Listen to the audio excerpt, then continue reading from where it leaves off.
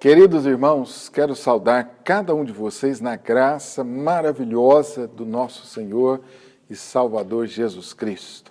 Tempo abençoado de Deus para a nossa vida, tempo de culto, tempo de juntos estarmos oferecendo a Deus o nosso louvor, a nossa adoração, tempo de meditarmos na palavra de Deus, de sermos instruídos na palavra. Quero convidar você para abrir o Salmo 67, para nós lermos juntos. Este é um salmo chamado de Salmo Missionário. E hoje, em especial, no nosso culto, nós vamos estar lembrando da igreja perseguida ao redor do mundo, irmãos nossos em diversos países, espalhados por todo esse globo, que sofrem severas perseguições por terem abraçado a fé em Cristo Jesus. Hoje nós vamos lembrar em especial destas igrejas irmãs, pelas quais devemos sempre orar. Salmo 67, seja Deus gracioso para conosco e nos abençoe e faça resplandecer sobre nós o seu rosto, para que se conheça na terra o teu caminho e em todas as nações a tua salvação. Louvem-te os povos, ó Deus, louvem-te os povos todos.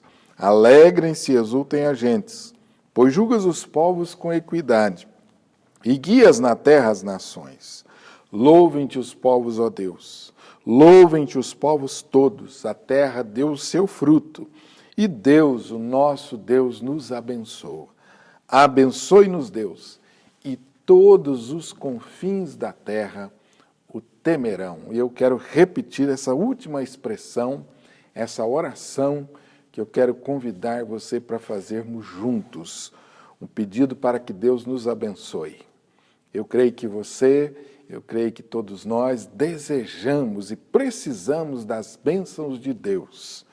E o texto nos diz o propósito de Deus nos abençoar, para que todos os confins da terra temam a Deus. Vamos falar juntos este salmo, orar juntos este salmo, versículo 7. Abençoe-nos, Deus, e todos os confins da terra o temerão. Deus possa nesse momento, nesse tempo de culto, abençoar a sua vida de maneira especial. E que o Espírito de Deus, através da palavra, traga temor nos nossos corações. Que a palavra nos habilite para nós sermos esses mensageiros que vão levar a palavra de Deus até os confins da terra. Curve a sua fronte para orarmos.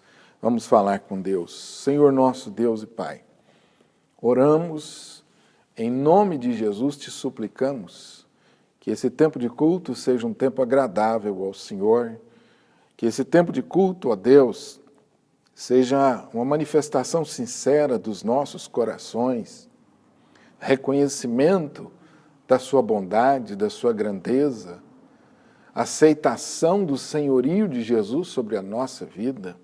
Que esse tempo de culto seja um tempo de afirmação da nossa fé, um tempo de celebração da esperança e um tempo de nos habilitarmos para melhor servir ao Senhor. Que todas essas bênçãos, ó Deus, sejam derramadas graciosamente sobre nós.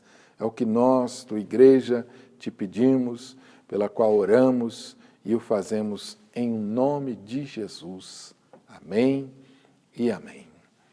Vamos celebrar a Deus com algumas canções, o nosso ministério de louvor.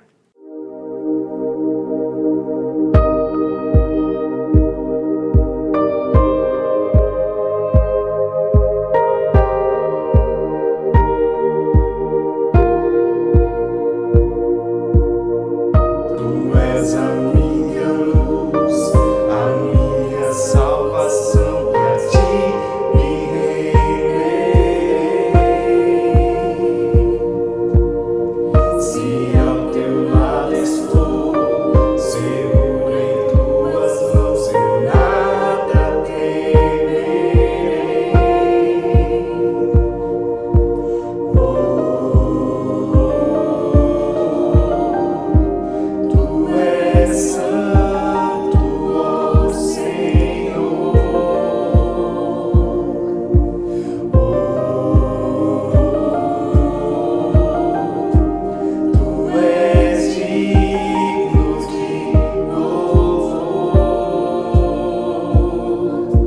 Só em ti confiarei, eu nada temerei, em frente eu irei, pois eu sei que vivo estás, e um dia voltarás do céu pra nos buscar, pra sempre reinarás, aleluia.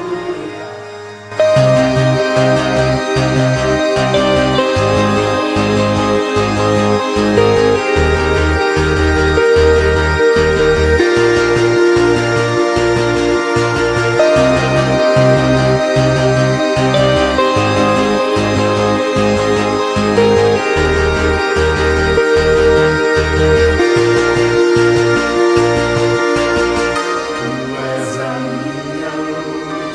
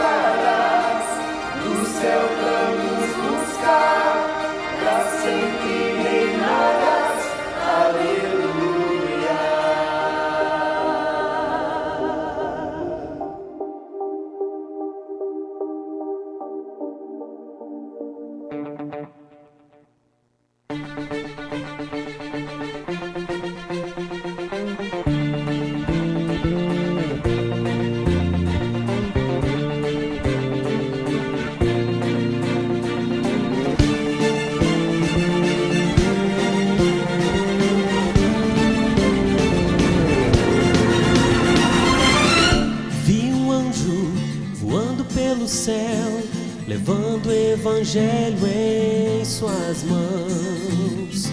Toda tribo, língua e nação irá ouvir.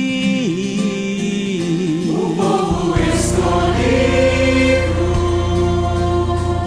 pegue sua voz, temei a Deus e dai-lhe glória, pois seu juízo chegou. Somos uma geração que se levanta, uma geração que é fiel, uma geração pra restaurar a adoração ao único Deus e Senhor.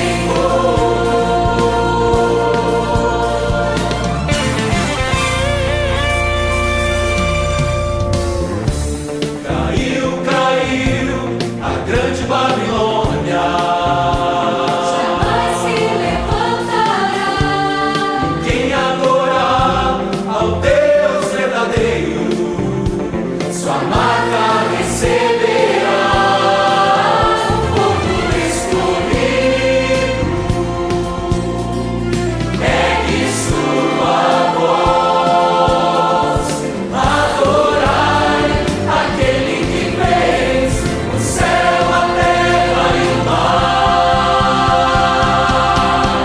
Somos uma geração que se levanta, uma geração que é fiel, uma geração pra restaurar a adoração ao único Deus e Senhor. Uma geração,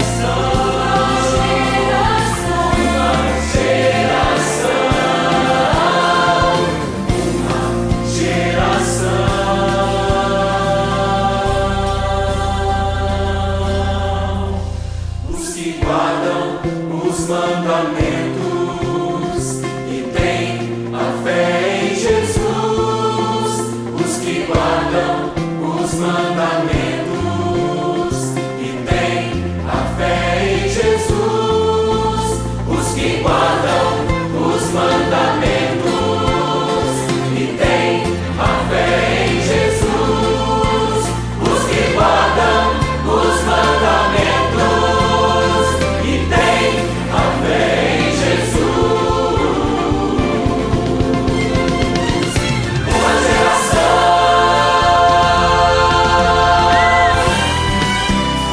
que se levanta, uma geração que é fiel, uma geração pra restaurar a adoração ao único Deus e Senhor.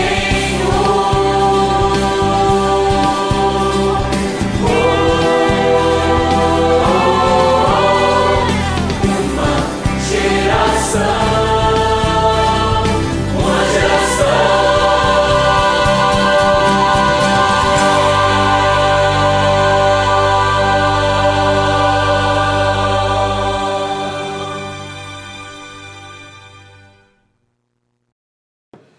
Querido irmão, eu quero convidar você agora para esse tempo especial do nosso culto de gratidão a Deus. Tempo de gratidão a Deus, reconhecimento de cada um de nós, de como Deus tem sido bom para conosco, como Deus tem nos abençoado, como Deus tem suprido as nossas necessidades.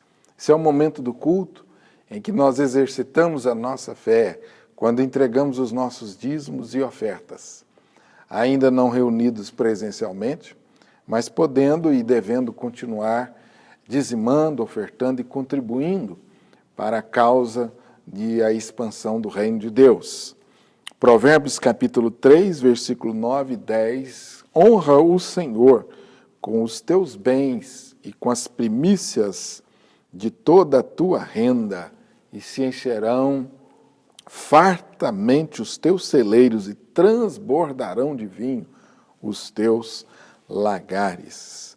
Honra o Senhor com as primícias de toda a tua renda, Isso tem a ver com a consagração dos nossos dízimos e ofertas, dos nossos bens que possuímos, tem a ver com a consagração do nosso tempo, da nossa inteligência, dos nossos dons, da nossa capacidade.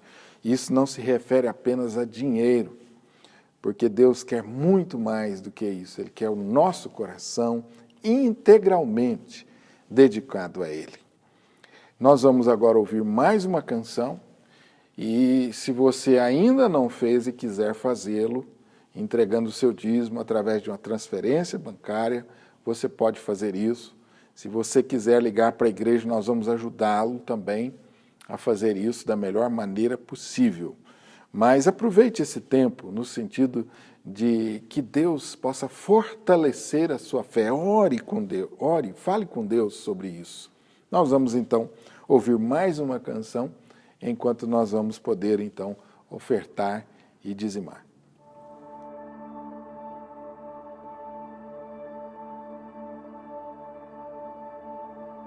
No início era esta palavra, com Deus Altíssimo,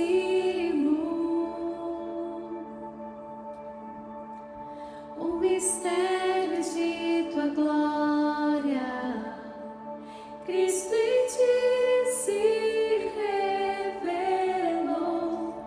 Oh, quão lindo esse nome é! Oh, quão lindo esse nome é, o nome de Jesus, meu Rei. Oh, quão lindo esse nome é, maior que tudo Ele é. Oh, quão lindo esse nome é, nome de Jesus.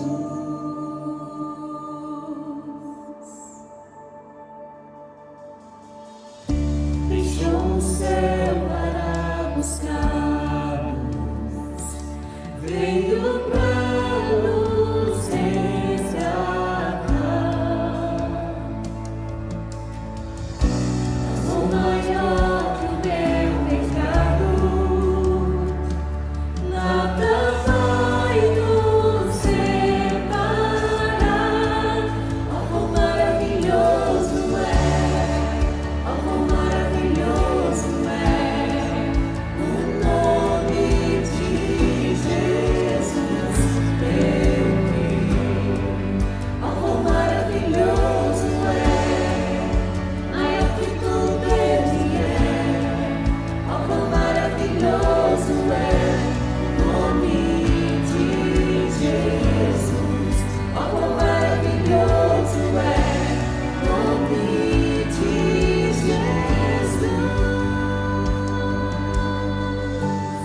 Ó Pai, que privilégio que nós temos, ó Pai, de termos o Senhor, ó Pai, como nosso único e suficiente Salvador.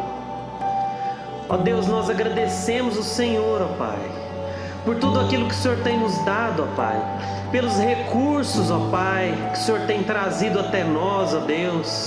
Ó Pai, pela Tua boa mão, ó Pai, que tem sustentado a nossa vida. Deus, nós te pedimos, ó Pai, continua conosco, ó Pai, se fazendo presente, ó Pai, nos nossos corações, ó Pai, e que essa chama continue a queimar, ó Deus, nos nossos corações. Morte venceste, véu tu rompeste, a tumba vazia agora está. O céu te adora, proclama tua glória, pois ressuscitaste vive estás. És invencível,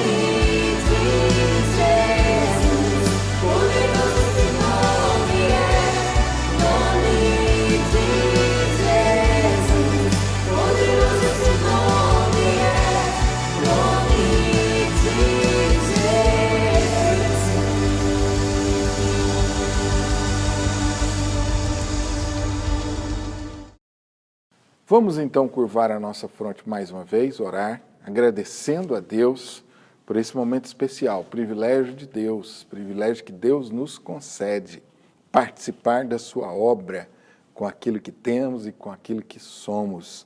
Louvamos a Deus pelo suprir das nossas necessidades. Já disse em outros cultos e quero repetir, quero louvar muito a Deus pelo comprometimento dos irmãos que têm permanecido fiéis nos seus dízimos, nas suas ofertas, possibilitando que a igreja continue trabalhando, continue pregando o Evangelho. Estamos limitados nas nossas ações, porém a igreja continua em movimento, fazendo tudo aquilo que podemos para continuar levando o Evangelho, para continuar servindo a Deus e a sociedade que estamos inseridos. Vamos então orar ao Senhor. Senhor nosso Deus e Pai, mais uma vez queremos reconhecer publicamente a sua bondade para conosco, a sua graça, a sua misericórdia. Dia a dia, ó Deus, o Senhor tem mostrado ser um Deus tão fiel para conosco. Dia a dia experimentamos, ó Deus, o cuidado do Senhor nas mínimas coisas e por isso somos tão gratos ao Senhor.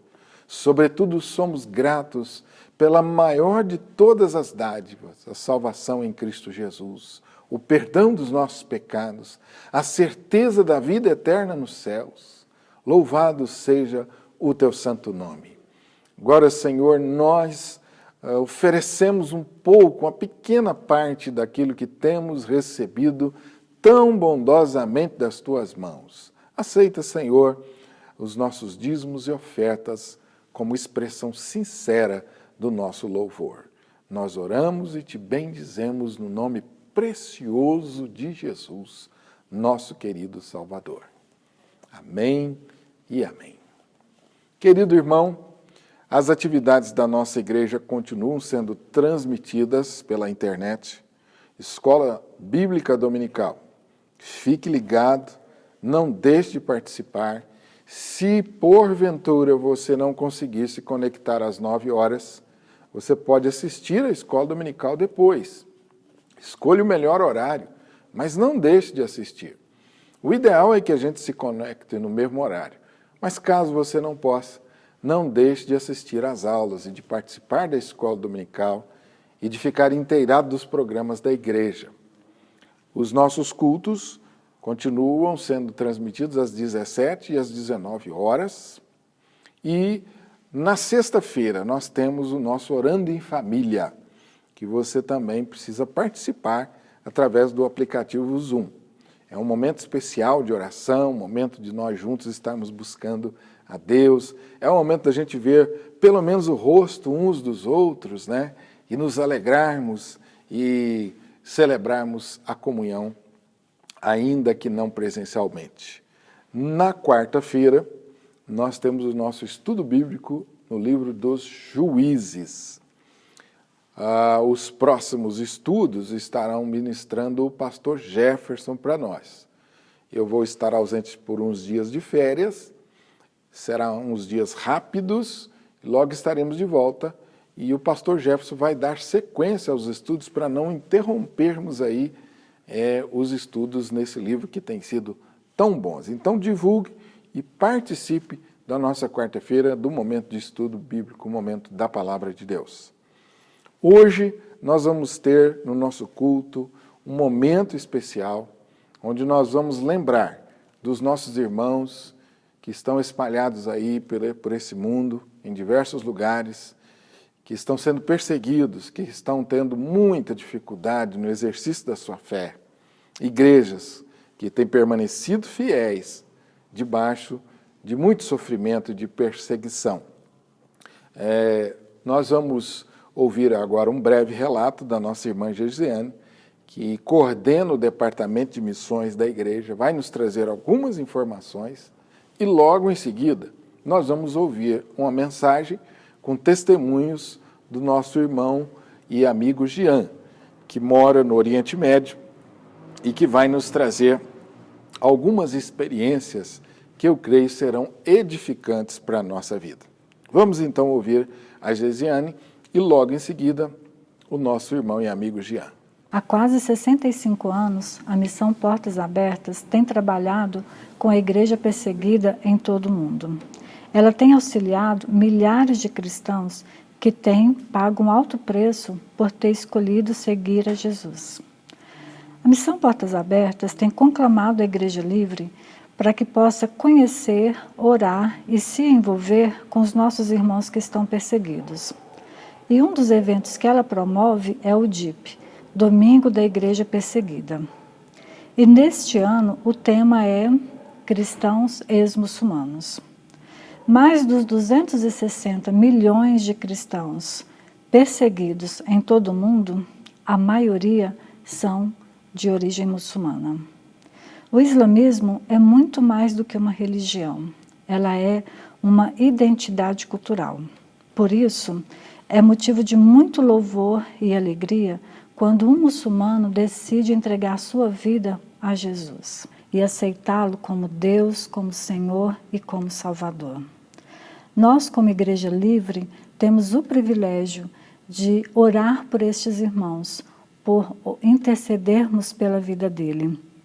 E queremos convidar você para que possa conhecer um pouco mais a respeito de muitos irmãos ex-muçulmanos que entregaram as suas vidas a Jesus. O nosso irmão e amigo Jean estará compartilhando conosco muitas histórias destes irmãos. E são histórias com H, porque são histórias verdadeiras. Então nós queremos já agradecer a nosso amigo por ele ter aceitado o nosso convite para estar aqui trazendo essa mensagem e também esses testemunhos.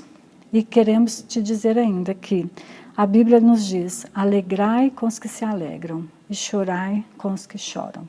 Então que a gente possa se alegrar por esses muitos irmãos que têm vindo ao Senhor, porque o Evangelho está sendo pregado. Louvado seja o nome do Senhor. Ashti Sai Masir, Lagal Hamut Ambet, Rudapirosi Tambikat. Essa é a forma que nós saudamos os irmãos aqui na pequena igreja curda aqui no norte do Iraque.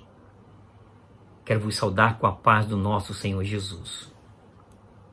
Agradecer ao reverendo Honório, bem como todo o conselho de missões, e esta amada igreja que se tornou parceira do projeto Lumen Kurden. Coração nosso está grato a Deus e aos irmãos por entenderem que era a vontade de Deus que os irmãos se unissem a nós nesta grande missão de pregar o Evangelho aos curdos, esse maior povo do mundo sem uma terra própria. Esse povo considerado PNA, povo não alcançado com o Evangelho, um povo que foi islamizado, um povo que agora professa a fé muçulmana e que, infelizmente, um povo que está perdido, pois não conhece a Jesus e não tem entregue sua vida a Jesus. Por isso estão perdidos. E por isso a grande necessidade de pregarmos o Evangelho a esse povo.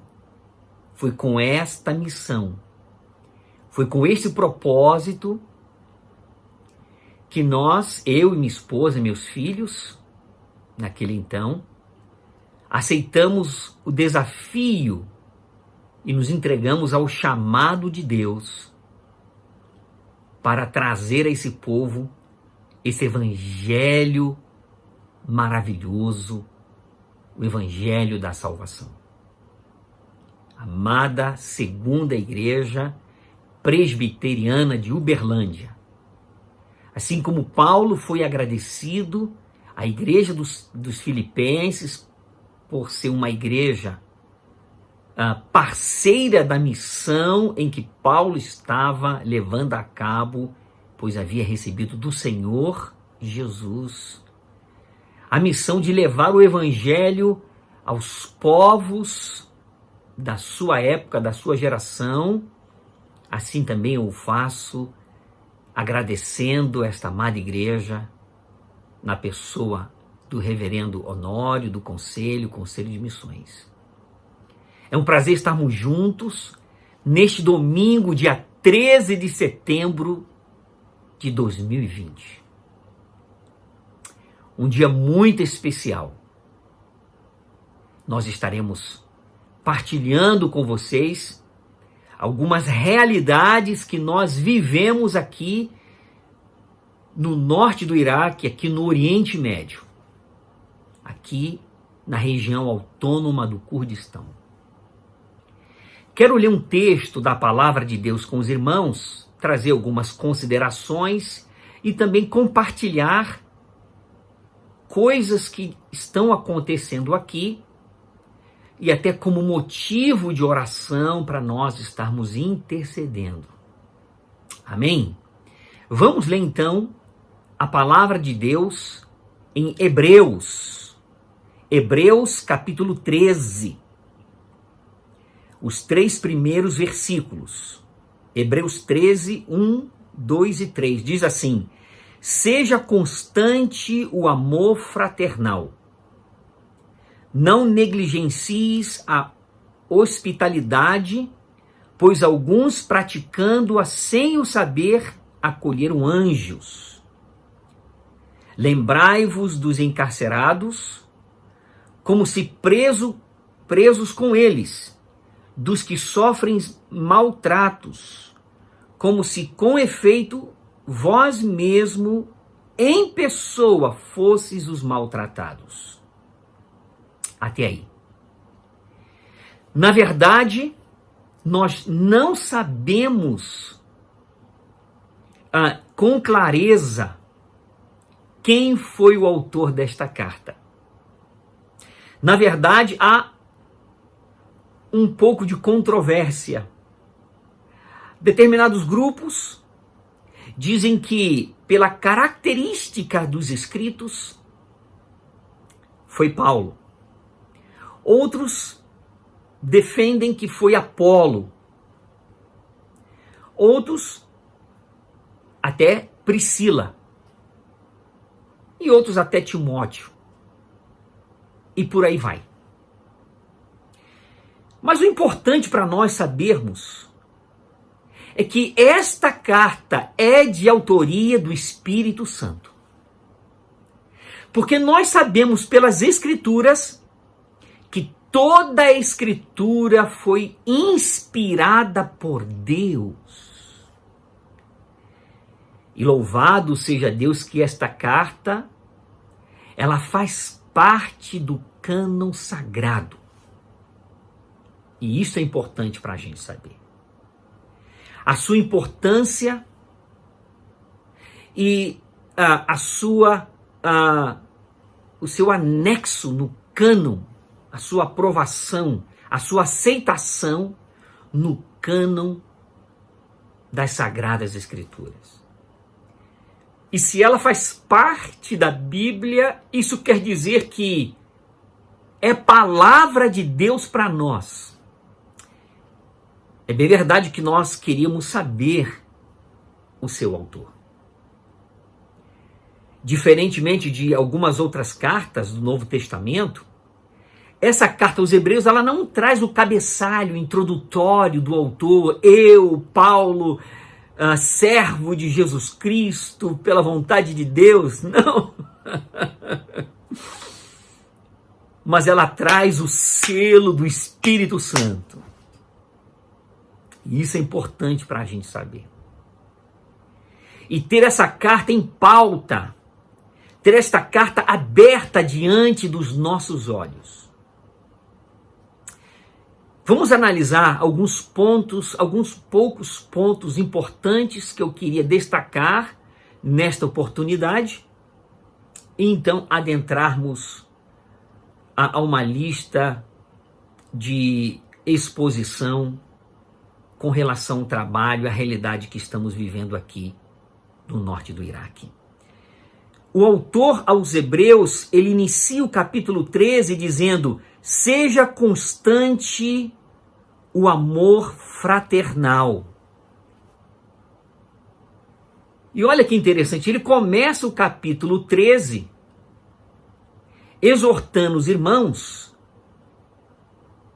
para que a prática do amor fraternal fosse algo constante na vida daquela comunidade cristã. Nós não precisamos nem destacar o porquê, mas o faremos de forma resumida. E por que devemos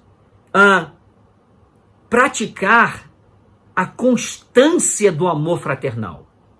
Por que a prática do amor fraternal deve ser algo constante em nossa vida? Primeiro, porque o próprio Deus é um Deus de amor.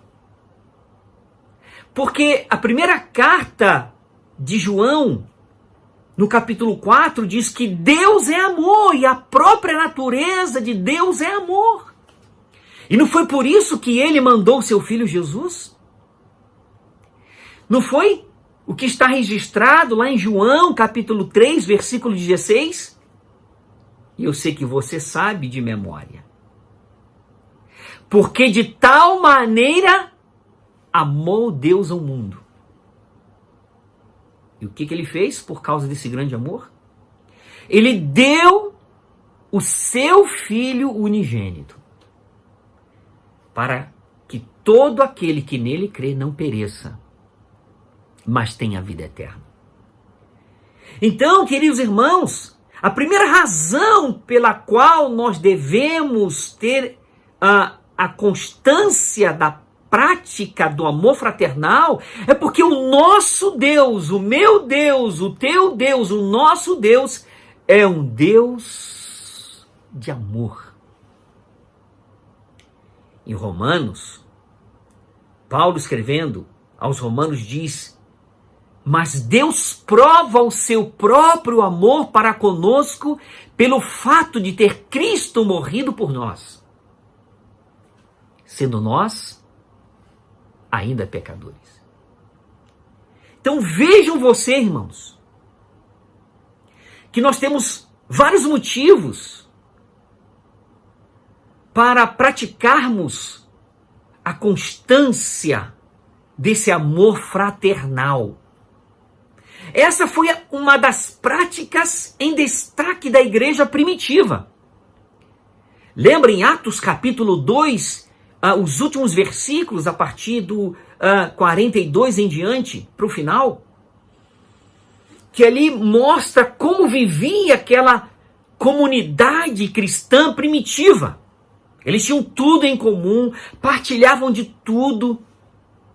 Aquele que tinha mais doava para que essa doação chegasse àqueles que eram menos favorecidos, que tinham menos, para que suas necessidades fossem supridas.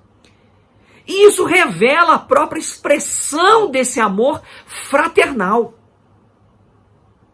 E sabem vocês que a prática do amor fraternal era algo que identificava os irmãos primitivos.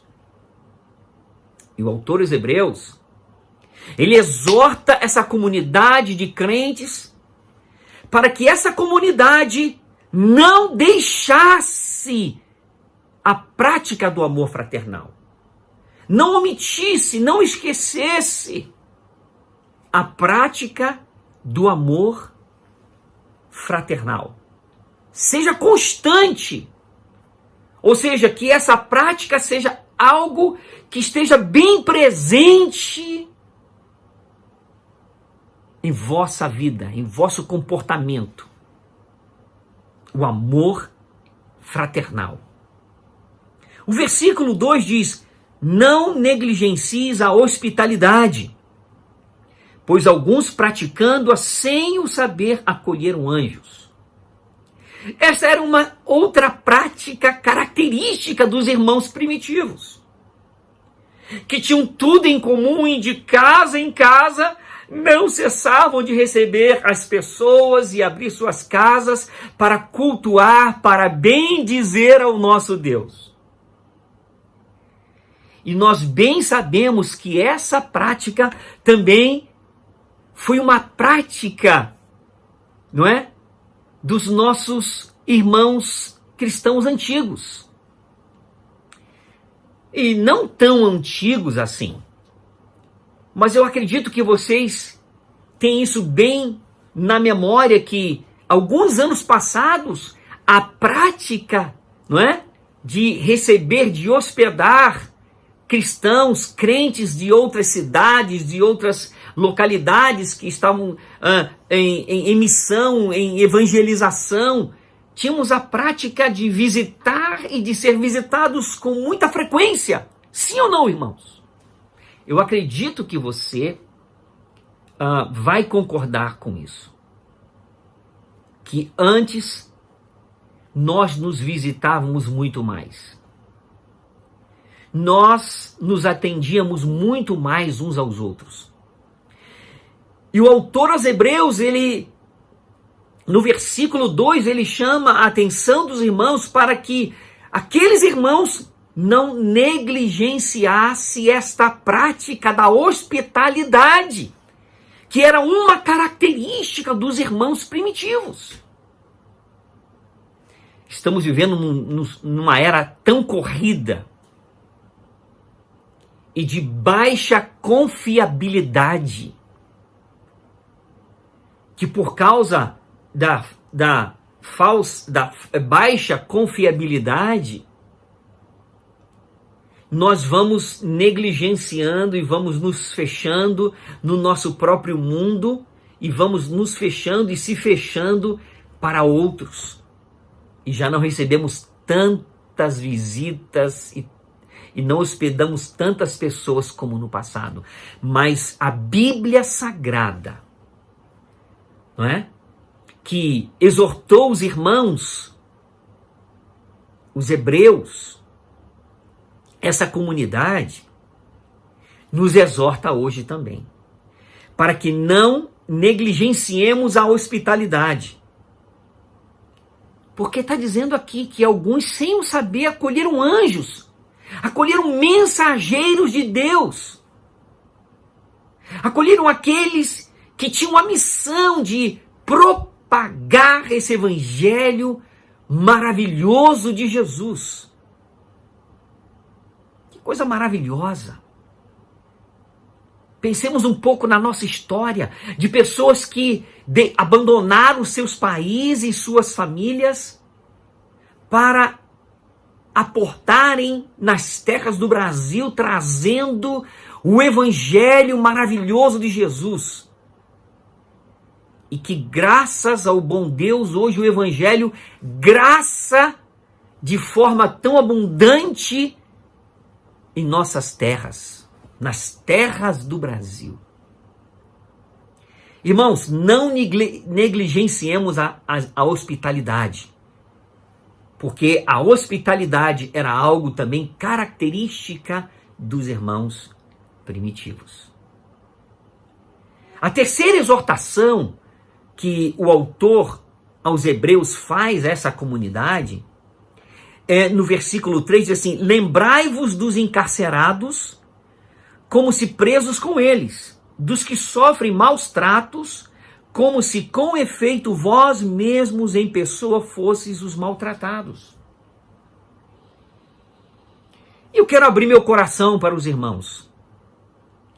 Não é algo fácil lembrar dos encarcerados, dos maltratados, dos que sofrem maus tratos, como se nós estivéssemos presos com eles, sofrendo com eles. Principalmente quando nós não temos ciência dessa realidade. Aí você pode até se questionar. Mas Jean, cristãos sendo maltratados no Brasil? Cristãos sendo perseguidos? cristãos sendo presos. Talvez esse assunto, esse tema seja alheio a você, porque você nasceu numa geração de muita liberdade. Você nasceu num tempo em que, não é, o Brasil gozava e goza de liberdade religiosa. Então talvez você nunca viu um crente sendo morto por pregar o evangelho. Talvez você nunca viu um crente ser preso em praça pública porque estava com a Bíblia aberta pregando o evangelho. Talvez você nunca viu e nunca soube de que um cristão foi crucificado aí no Brasil em praça pública, digo nas gerações atuais. Sim, no início, após a colonização, a chegada dos huguenotes, lembra os primeiros calvinistas reformados que chegaram ao Brasil e que foram alguns mortos e outros expulsos? Os holandeses que também chegaram, não é? Protestantes reformados, foram expulsos do Brasil, sofreram naquela época, naqueles idos. Mas nos nossos tempos não. Então talvez isso seja algo também difícil para você. Como? Não é? Lembrar dos encarcerados, dos presos, como se nós sofrêssemos os maus tratos com eles. Mas você sabe que essa não é a realidade.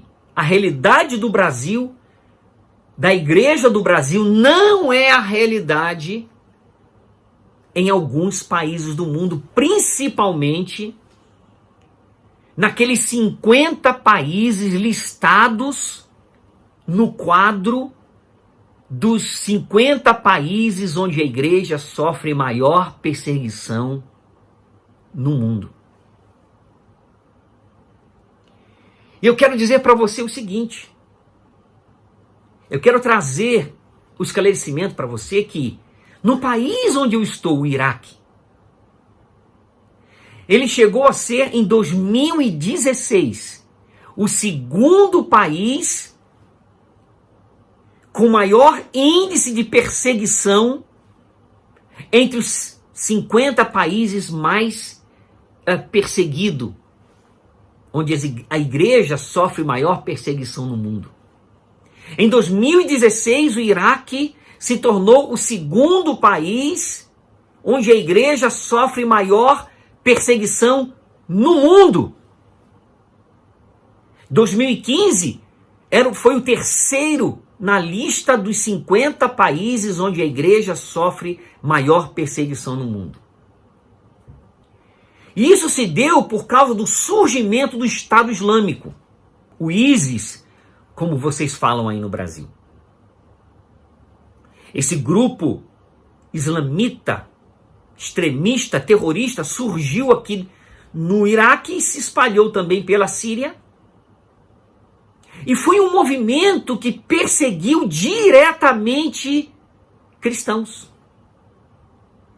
E não sei se você sabe, mas tanto aqui no Iraque como na Síria, vizinha nossa, muitos cristãos foram decapitados e crucificados em praça pública em pleno século 21.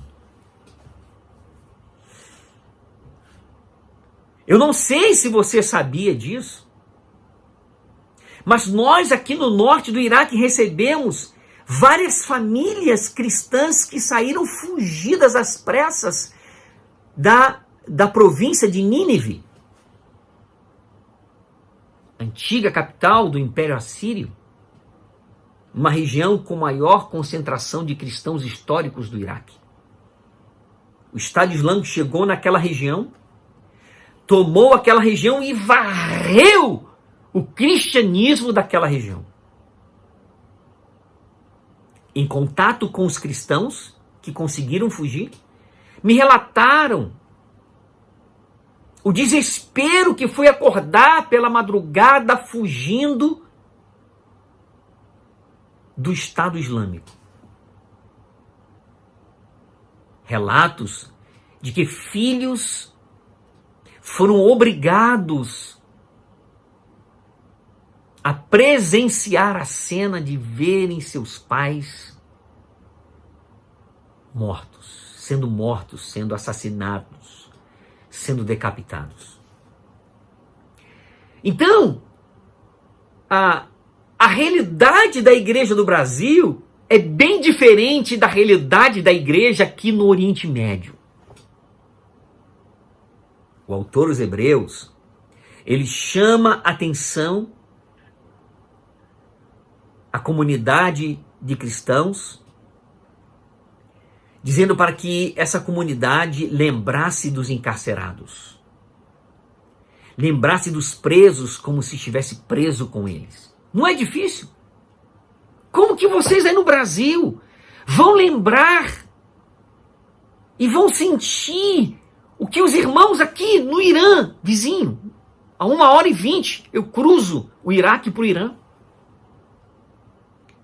onde aqueles ex-muçulmanos que se convertem a Jesus e a polícia, o governo descobre e pega esses novos crentes e os joga na prisão, onde passam vários anos até a sentença que possivelmente seria a morte. Irmãos, como sentir isso que o autor aos Hebreus escreveu a essa comunidade? Lembrai-vos dos encarcerados como se preso com eles, dos que sofrem maus tratos como se com efeito vós mesmos em pessoa fosseis os maltratados. Não tem um ditado que talvez o seu pai, a sua mãe, ou um tio, ou um mais velho disse para você um dia? O que os olhos não veem, o coração não sente. E muitas vezes nós, como cristãos brasileiros, vivemos a nossa vida indiferente desse outro lado do mundo, porque é outra realidade. Muitas vezes nós não sabemos, as informações não chegam a nós. E às vezes pensamos que em todo o mundo, o cristianismo, todas as igrejas ao redor do mundo, é como no Brasil, essa liberdade. Mas não é verdade. A igreja aqui no Oriente Médio não goza de todas as liberdades que vocês gozam aí no Brasil. Vocês aí no Brasil não passam pelas mesmas perseguições que os cristãos passam aqui desse lado do mundo. Porque aqui, para manter a sua fé, para continuar propagando a fé, essa atitude pode, não estou dizendo que todas as vezes vai te levar, mas pode levar à morte. Pode levar à prisão. Pode te levar à privacidade da liberdade. O que não acontece no Brasil. A realidade desse outro lado do mundo é muito diferente.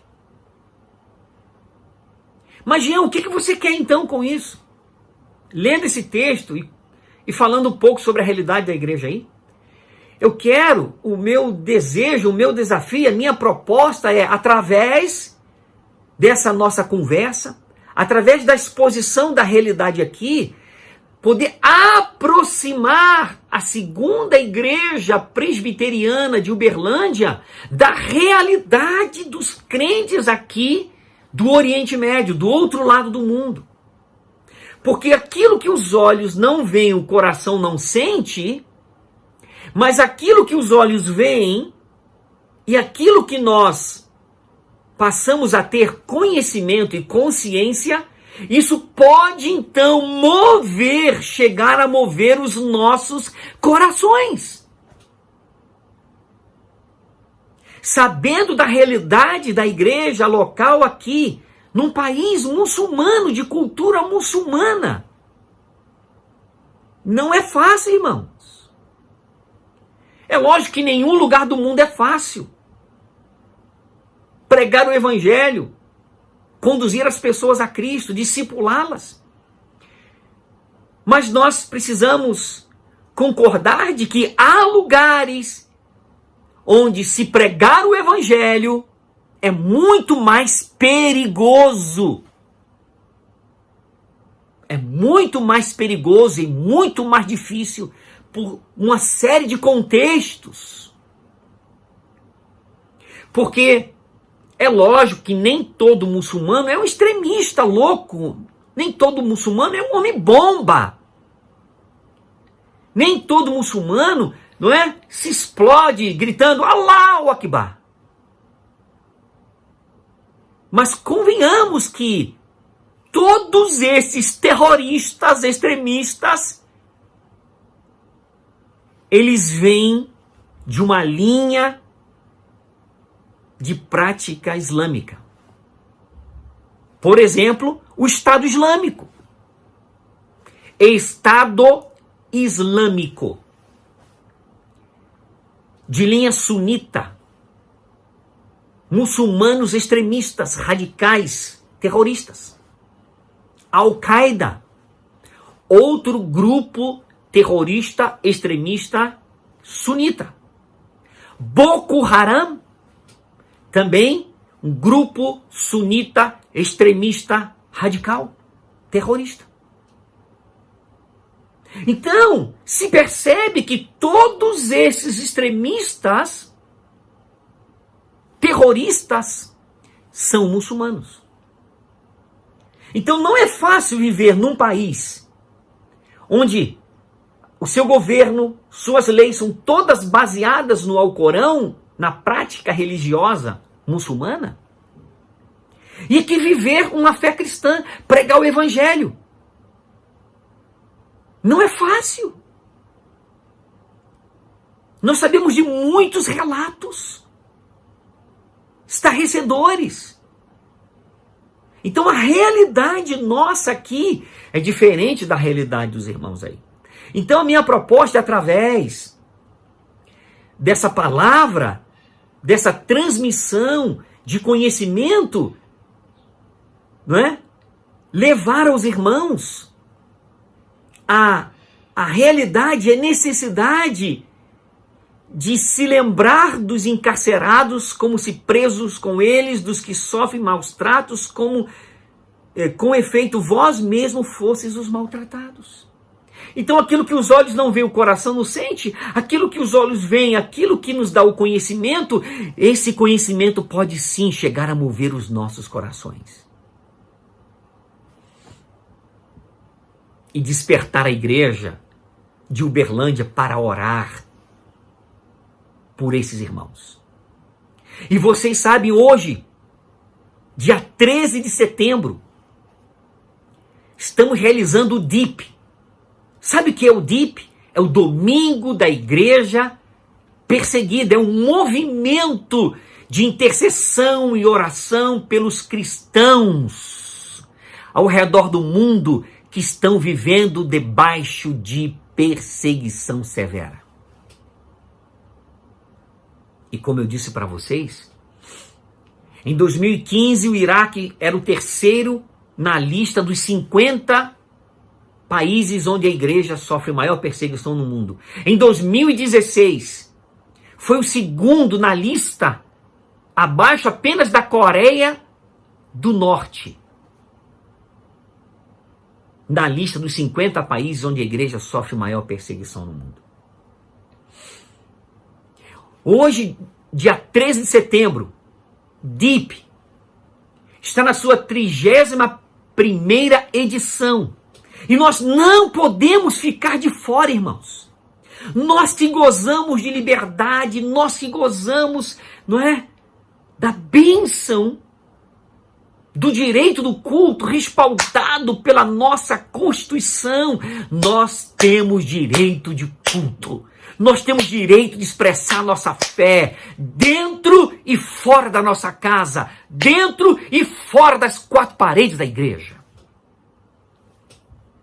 Se os irmãos aí em Uberlândia quiserem fazer o culto de escola dominical, o culto público numa praça, numa via pública, é só pedir autorização ao Serviço de Segurança Pública e logo terão, então, autorização para realizar esse culto, porque a Constituição nos garante direito do culto e o culto é inviolável no Brasil. Mas essa não é a nossa realidade aqui. Mas essa não é a realidade dos irmãos cristãos aqui no Oriente Médio. E não pensem vocês que todo lugar do mundo é como no Brasil. Não é. Na Eritreia, irmãos estão sendo presos em contêiner por causa da fé. Na Coreia do Norte, irmãos estão sendo presos e mortos e fuzilados por causa da fé.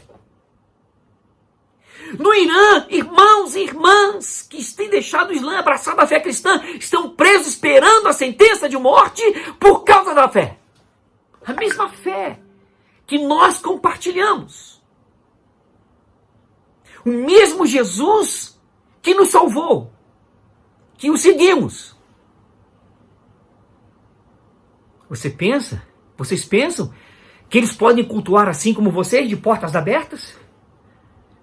Todos cantando em voz alta, esse grupo de louvor maravilhoso da segunda igreja de Uberlândia. Se Deus quiser, eu quero voltar aí e louvar junto com esse grupo maravilhoso. Vocês pensam que é assim?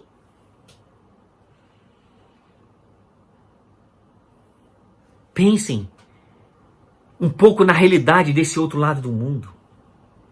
Irmãos, Deus tem dado abundância à igreja do Brasil. E eu acredito que o Brasil é um celeiro de missões, de missionário, que Deus quer usar para, nesses últimos tempos, mandar obreiros para toda parte do mundo, para proclamar esse evangelho que transformou a nossa vida e está transformando a vida de muitos brasileiros. Por isso, irmãos, eu queria aproximar a realidade da igreja no Oriente Médio da igreja brasileira, para que a igreja brasileira intercedesse, orasse, pudesse sentir o peso e a carga sobre nós aqui no Oriente Médio. E eu não quero ficar em exemplos remotos, mas eu quero trazer esse exemplo para finalizar. Exemplos que estamos vivendo aqui com a pequena igreja curda. O Ali, que agora é o pastor dessa pequena igreja curda que trabalhamos diretamente e que estamos organizando essa igreja. Ele foi ex-líder do islamismo aqui no norte do Iraque. Ele se converteu ao Senhor Jesus. Hoje, ele é o líder dessa pequena igreja. Estamos trabalhando juntos, já por 9 anos. Ali, quando se converteu, ele foi banido da sua família. Ele tomou várias surras em lugares públicos para negar a fé, voltar atrás ao islamismo. Ali perseverou, não voltou atrás. E passou quase uma década sem que seus pais, familiares falassem com ele. Ele foi lançado fora da casa como um cachorro, cuspido, levando chute, tapa na cara, no meio de vias públicas. E as pessoas apontavam e diziam: esse é um traidor, é um apóstata, deixou o Islã e agora está seguindo a Jesus. E onde ele passava, as pessoas cuspiam e dava tapa na cara e soco nas costas. Mas ali perseverou. Está firme. Aram, um outro irmão, que por causa da fé, a sua esposa se divorciou dele, o abandonou. A família fez pressão. A família fez pressão: se você não deixar Jesus e não voltar para o Islã, eu vou te deixar, eu vou te abandonar. E ele preferiu permanecer com Jesus, em detrimento de perder todas as coisas. Para ele poderia perder todas as coisas, até mesmo a sua esposa. Pois bem, Aram continua só, foi abandonado. Sua esposa o abandonou por causa da fé. Tara, uma jovem que conduzimos a Cristo, muito animada, cheia do fogo do Espírito, foi para casa depois de alguns meses, logicamente, pouco a pouco, até que um dia ela teve coragem, chamou sua mãe e irmãs e disse: eu agora sou uma seguidora de Jesus. Sua mãe se levantou furiosa e disse: pode sair da minha casa, agora que a partir de hoje você não é mais minha filha. E a expulsou de casa. O seu pai fez pressão para ela voltar com uma faca, botou na sua garganta e queria cortar. Seus irmãos o impediram. Por causa da sua fé. Por causa da mesma fé em Jesus, a Tara quase foi morta pelo seu pai e rejeitada pela sua mãe e sua família. Vejam só, irmãos, como a realidade dos cristãos aqui é diferente da realidade de vocês aí. Eu achei muito interessante o tema dessa 31ª edição do DIP, que é Cristãos Ex-Muçulmanos. Vocês não têm ideia do que esses cristãos ex-muçulmanos passam aqui. Vocês sabem que no Islã há uma característica de um crime que pode ser praticado pela família? É chamado o crime de honra. E em que ocasiões esse crime é praticado pela família? É permitido pelas autoridades do país que a família o pratique? Principalmente em 2 casos. Primeiro, quando uma moça ela tem relação sexual fora do casamento, ou antes do casamento, ou casada, pratique o adultério. Essa moça, ela pode ser assassinada por um dos membros da sua família, principalmente pai, irmãos e tios. Eles podem praticar essa ação, esse crime, para limpar a honra da família. Limpar o nome da família. E sabe o que acontece com essas pessoas? Ou seja, o pai, os irmãos ou o tio que der cabo da vida dessa moça, que teve sexo antes do casamento ou adulterou com outro homem, a pena é nada. Porque foi um crime de honra para limpar a honra, o nome da família. O segundo caso é quando um muçulmano se apóstata, abandona o islamismo e abraça a fé cristã.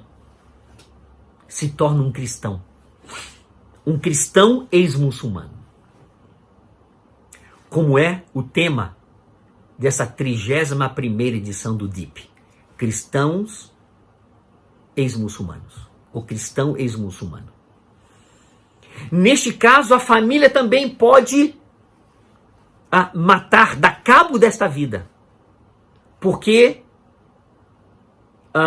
se converter ao cristianismo, um muçulmano se converter ao cristianismo é um crime. É uma desonra para a família.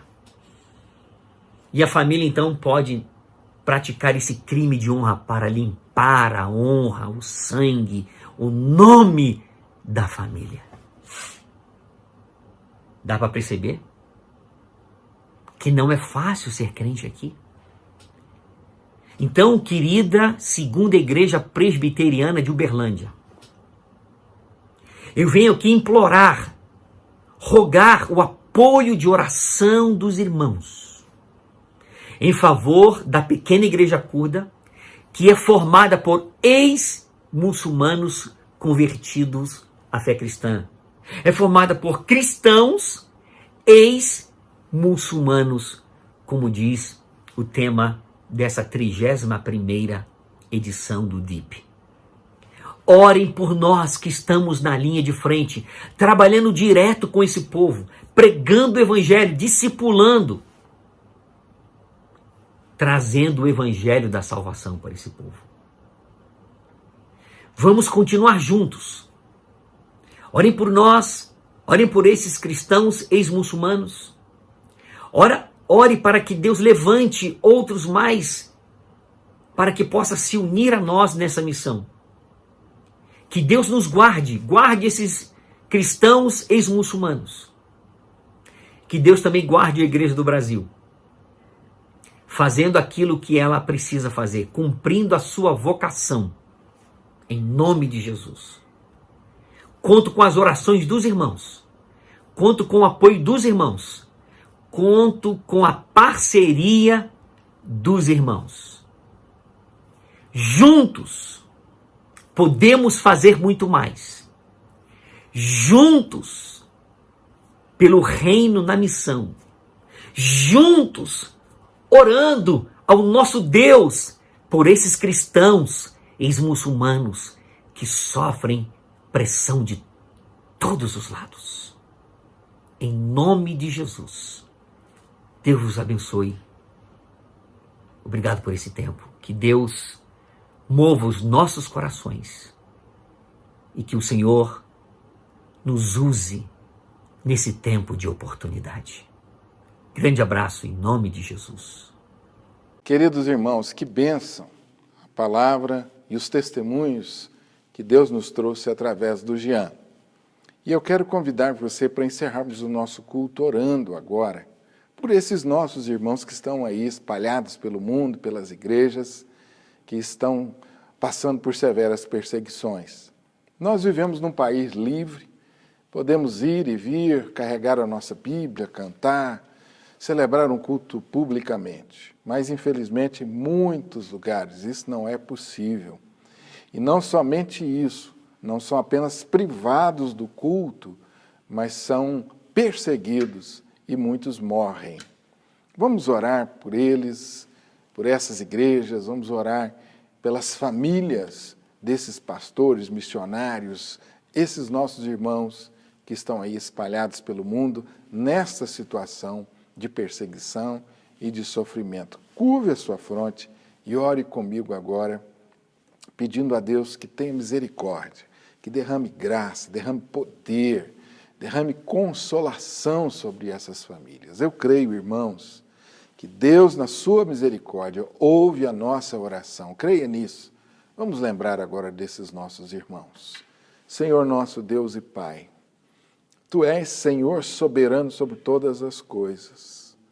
Nós sabemos, ó Deus, que todas as nações estão debaixo do Seu poder. Sabemos que todos os governos estão debaixo do seu poder, que não há nenhum poder no céu e na terra que não seja submisso ao Senhor. E é nisso que cremos, e por isso te pedimos, ó Deus, que o Senhor traga alento, conforto, esperança, socorro para essas famílias, igrejas inteiras perseguidas, porque um dia entregaram suas vidas a Jesus e proclamam com coragem o Evangelho. Abençoe esses nossos irmãos, fortalece a fé deles, ó Deus, para que jamais esmoreçam. E quanto a nós, que vivemos, ó Deus, num país livre, dá-nos ousadia para anunciar a palavra.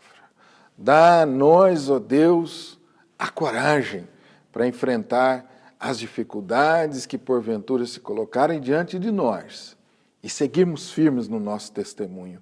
Nós te suplicamos, gratos demais, pela vida do Jean, pela vida do ministério dele, de sua casa, sua família, seus filhos, rogamos a tua bênção sobre ele.